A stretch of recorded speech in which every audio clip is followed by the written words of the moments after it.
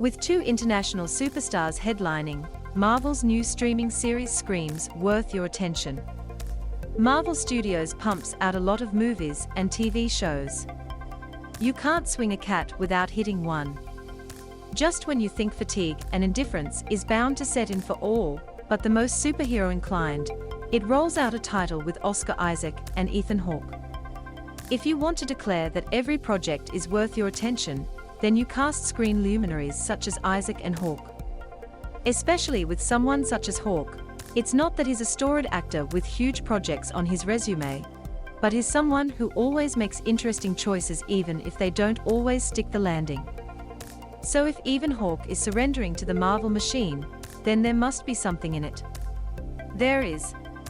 Moon Knight, adapted from one of the more obscure characters from the comic book house's teeming archives, is a departure from most of Marvel's standard fare.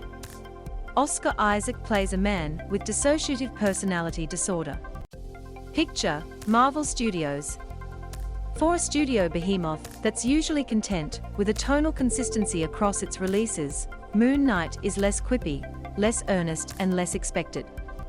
It has a trippy, discombobulating vibe, putting the audience in the headspace of its confused protagonist, a character with something akin to dissociative identity disorder. It's well balanced between keeping you off-kilter and interested without being so muddled as to turn you off, especially for a series that's slow to reveal its hand. Ethan Hawke makes his Marvel debut in Moon Knight. Picture, Marvel Studios. The first personality the audience meets is Stephen Grant, a mild-mannered British man who works in a museum gift shop. His boss treats him with contempt and the closest thing he has to a friend is a one-finned goldfish. Stephen is nervy, a ball of anxious energy that always seems one provocation away from fainting. But social anxiety isn't his main problem, it's that he needs to chain himself to his bed at night. Stephen blacks out and has vivid, horrific dreams.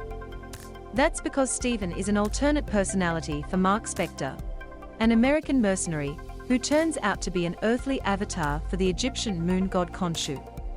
And Khonshu is pitched in battle against another god, Amit, who is served by the charismatic and menacing cult leader Arthur Harrow. Harrow is all about remaking the world through mass, so he and Amit needs to be stopped. What does the earthly avatar of an Egyptian god look like? This. Picture, Marvel Studios. Moon Knight is a seductively dark series that manages to be both eerie and shadowy and full of hijinks. As the series goes on, there are more Indiana Jones-style romps thanks to the show's Egyptian archaeology sandbox. At times wild and bonkers, Moon Knight is elevated by its 2 superstar leads with Isaac and Hawke bringing their A-game commitment to roles that could have been silly.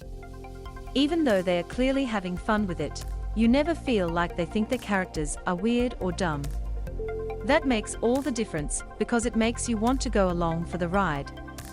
Moon Knight streams on Disney Plus on Wednesday, from March 30th at 6 p.m. Australian Eastern Daylight Time.